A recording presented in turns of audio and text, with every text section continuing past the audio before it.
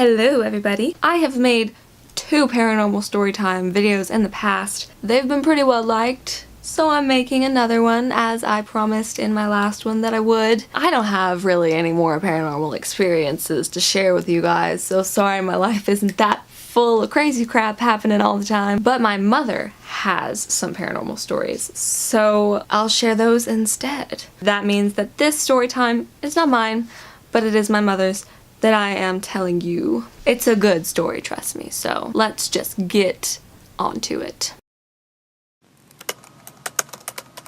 So back before I was born and my mother was in college, the school that she went to was sort of a smaller Christian school and it didn't have enough housing for everybody on campus.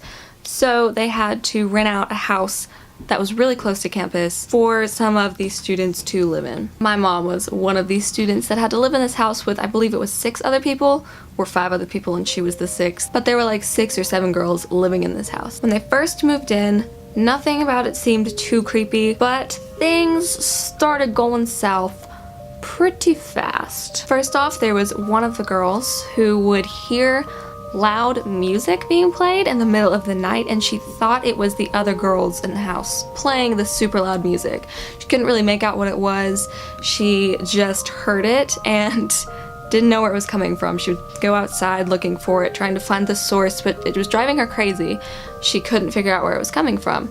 So she told my mom and the other girls in the house, like, hey, you need to stop playing this super loud music at like 2 o'clock in the morning. Just stop it. Because she would try to study during this time. Everyone else was asleep and she would be trying to study. That's why she would be awake to hear the music. But nobody else in the house heard it. And if it was this loud, as the girl was saying, normally it would wake other people in the house up.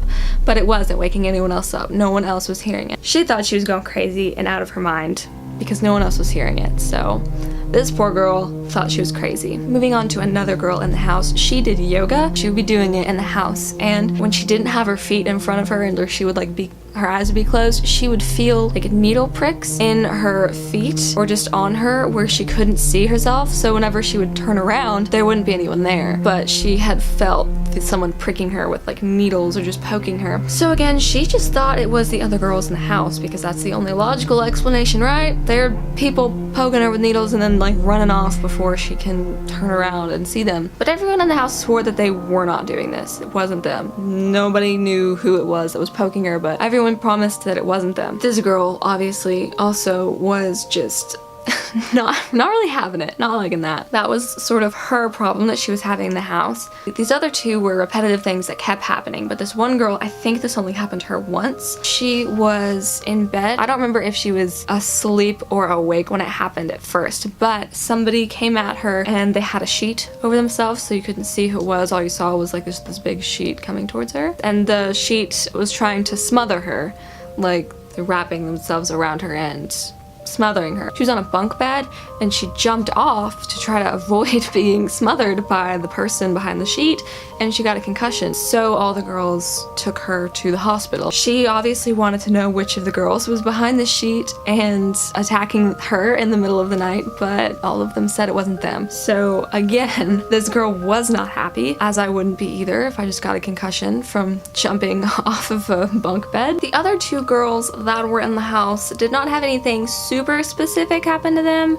One girl thought she saw a shadowy dark figure behind trees that would jump out at her before she would go into the house, and the other one just thought she heard like loud noises and things moving and just weird noises around the house, and then when she would look there'd be nothing there, nobody making noises. But they didn't really have anything super specific like the other girls. But then my mother had something super creepy happen to her, and that's what eventually made them decide to try to get something done about the house. They had like a little attic area upstairs in her house. That is where my mom and this other girl slept. So my mom was up there one time doing homework and she saw somebody come up around to the sort of, not foyer, but like the little area before the doorway. She looked over and it was her mom, which made 0 sense because her mom lived in another state and there was no like planning for her mom to come over to her college or anything. No calls, no messages about like going over there.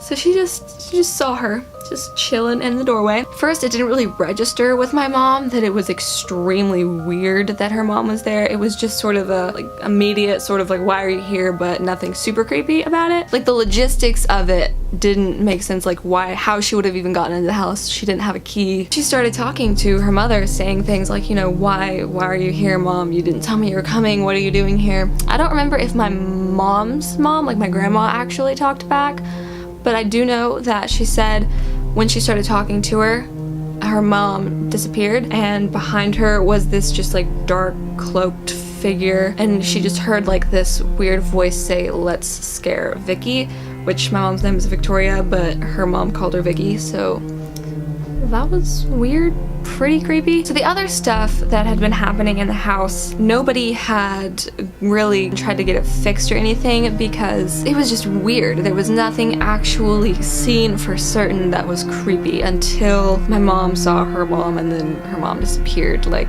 that was the first ever actual visual representation of something that completely creeped them out, to the point where they went and they got a minister to come to the house. Because it was a Christian school, so they knew people in the sort of like ministry field. My mom had a friend. The friend came over and she was like blessing and praying over the house and everything, and they would go into each room and pray over it and do the little like expelling the demons situation that they do. I don't really know how all that works in too much detail.